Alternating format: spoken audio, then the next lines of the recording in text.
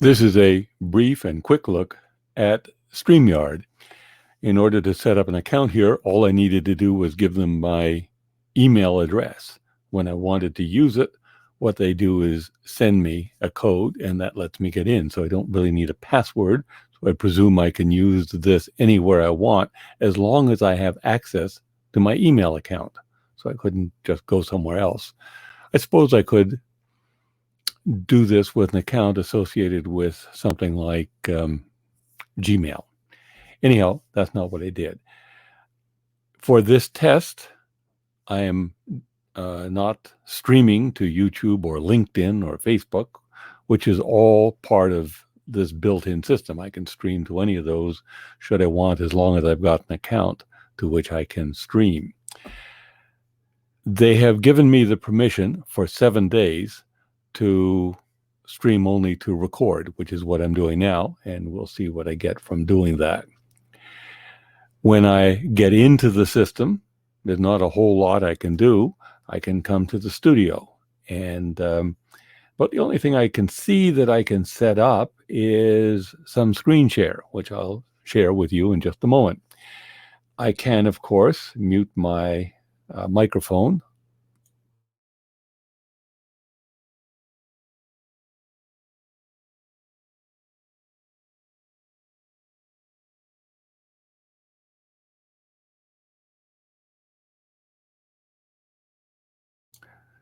And you couldn't hear me talking, but I think that if you looked at my name, which is just below the image of the microphone, you could see that I was muted. And I can stop the camera like this. And I'm back. Wasn't that boring? And I have some controls for adjusting the camera and microphone, but I think that all I can do is choose whether I'm going to use the camera or microphone or not. I can't imagine why I'd want to do that.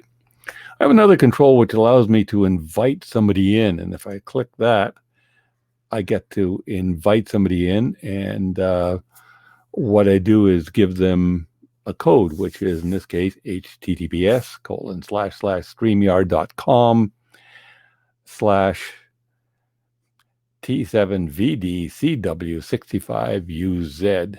I can copy that to the keyboard and send it to somebody with Messenger or email. So that's how I bring other people in there. I can leave the studio. I don't know what that means. I presume it ends the recording, but I don't know that. Now, let me get on to the few features that I have here. I need to bring myself in, so I select the screen that shows me as the way to begin, and that's what I've done now. I can have myself and a guest, and I need to invite somebody in to be able to do that. And I've got a couple of choices for that, but it's not letting me do any of that now because I don't have any other guests. I can see that I can have myself big and 2 small guests. I'm not sure how that works, but we'll get to that later. But let me get to the screen share. I've set up a screen share ahead of time, so let me see if this works. I'll show you the home page of Social Profit Institute right now. And it should appear small beside me, and I've moved over slightly so that when I look this way, which is a bit awkward because I can't look at my screen, I should be looking at that. Well, that sort of works, yes. So I look like I'm looking at that small screen. Now, if I'm here and that's there, you see me big and the small screen there. Let me do it another way. Supposing I had a guest and the two of us were talking about it, the two of us could appear small and the shared screen would appear big like this. There. And my guests would be, all of us would be on the left, and it shows only 2 in the little image, but I believe I can have up to 6 people in this. So we'll see how all that works. And supposing I want to get rid of the people and just show the screen. So I can do that.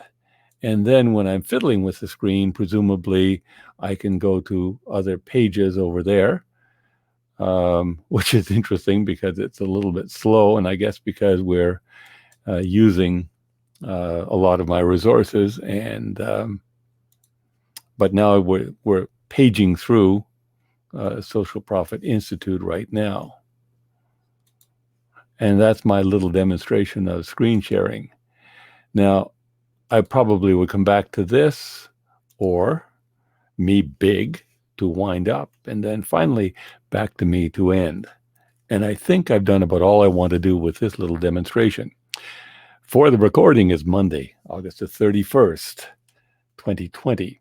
Here in the Pacific West Coast, it's 40 minutes past 2 o'clock in the afternoon. Thank you very much for watching.